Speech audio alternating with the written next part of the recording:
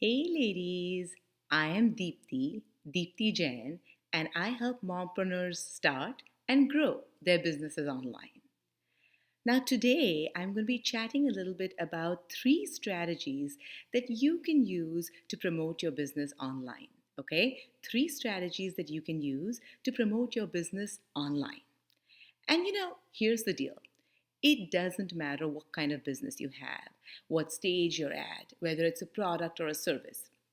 The bottom line is this: if you have a business, actually, even if it's not online, right?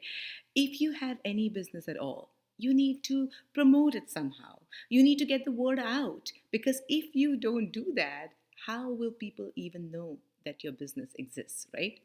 So it's like absolutely necessary to go ahead and promote your business. And especially in the online world, there are so many people out there, right? You have to be able to grab the attention of those people that you want to target, right? Your target audience. But you already know all this. You know you need to promote your business. So, without any further ado, I'm going to talk about the three strategies that you can use to promote your business online. Okay? I'm going to talk a little bit about each of these strategies, just explain in short what it is and the pros and cons of each, all that good stuff.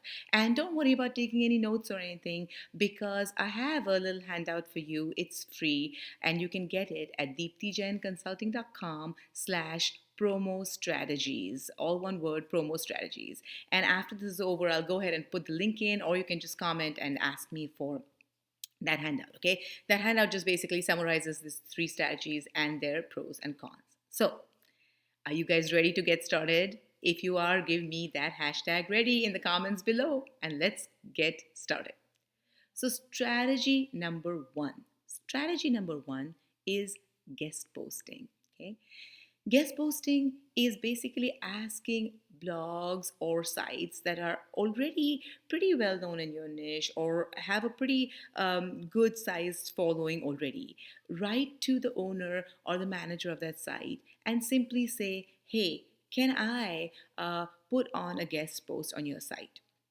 Now you're thinking, why are they going to say yes? Well, they're going to say yes if you're offering their readers or their target audience, which of course, surprise, surprise, happens to overlap significantly with your target audience, right? If their target audience is going to be really interested in what you have to say or is going to be benefited by what you're saying, they will allow you to write a guest post. At least most of them will. So it's as simple as just asking a well known site, a well known blog in your niche and say, hey, can I guest post on your site? And that way you can go ahead, add some value to their target audience, and then also, of course, on the side, draw those people in to you, to your site, to make yourself visible to them, your product, your business, your service, whatever you're doing, right? So that's the strategy of guest posting. Now, many great things about it. It's really simple to do. It's just really asking via email somebody to let you write a guest post to begin with, and then, of course, writing the post, right? So that part isn't that simple. Well, it's simple, but it can be time consuming and painstaking, because you're going to have to put the effort in to produce really good quality content, right? You have to do a good job so that the site on which you're posting is happy with you, and the people who are reading that post are happy with you, because that's the whole point, right? You got to draw them in. But here's the issue: you put in all this effort into writing this article, really good article, then it doesn't even live on your site. You don't even really own that article, right? You kind of just giving it away. So that's the bad part of the guest posting idea. Okay, but it's mostly free. Most sites don't charge anything for guest posts. I have come across a few that do, but most sites won't even charge anything, so it's free. It's easy to request. Another con I would say, though, is that it does. I have found that this is a very low yield strategy, meaning that you to send out tons and tons and tons of emails saying, hey, can I guest post? Can I guest post? Can I guest post? And then one out of very few is going to say, okay, sure, right? And make that match happen where they're happy with what you're posting, you're happy with their site, and you guys all agree on everything. It's a low yield strategy. So a lot of effort, and sometimes very low yield. So that's all about the guest posting strategy. Moving on to strategy number two. Strategy number two for promoting your business online is search engine optimization, or as it is often called in the circles, SEO. Okay, SEO stands for search engine optimization. A lot of you may be familiar with what that is, but if you aren't, I'll tell you. It simply means that when people put certain things into search engines, right, like Google being the best known of the search engines currently for sure. If somebody goes in there and types some keywords in your niche, your site comes up pretty high, right? It comes up on page one or page two, somewhere where people will be looking for it. Of course, the higher the better, because if you're in the top one, two, or three results, then you're going to get a lot of interest, a lot of people coming in and saying, hey, can you tell me about what you do? Or hey, I want to buy this, or buy your stuff, or set up a call with you, whatever it is that you're looking for. So it's an awesome strategy because it generates inbound interest, right? So there's this whole concept of inbound versus outbound interest.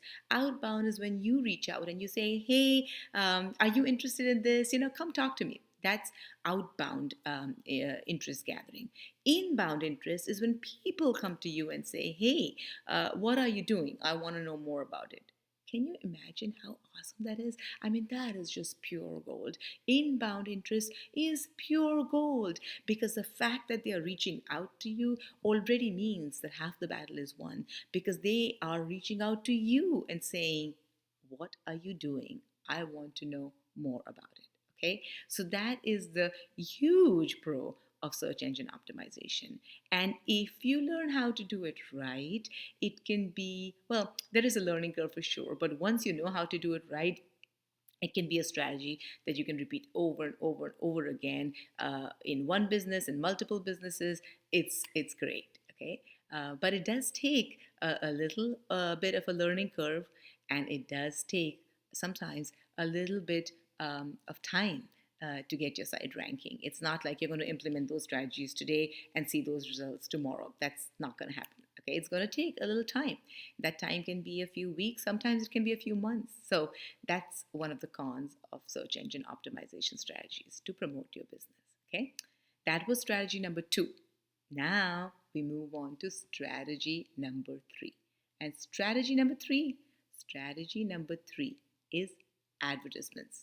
Advertise, advertise, right? That's the elephant in the room. You can advertise to get the word of your business out. You can promote your business that way. That's awesome. Pros and cons, of course, as always. Pros, it can work very quickly, very, very quickly. If you got something going on next week, if you got something going on in 4 days from now, you can advertise and get the word out.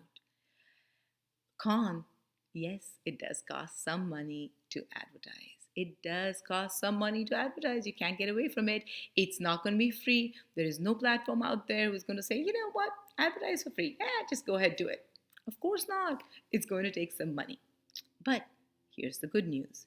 If you know how to do it right, and of course, those are the operative words, right? If you know how to do it right, you don't have to spend too much money. And your return on investment, it's going to be awesome. So in fact, going to want to spend more because your ads are working so well. Because for every dollar you're spending, you're getting in what you really want, whether it's product sales, so revenues directly, or service sales, so revenues directly, or it's lead generation, or it's engagement, is just getting the word out there. Whatever it is you want, you're going to be getting that in spades if you do it right. So there, I went over those three strategies and some pros and cons of each, told you about each of them.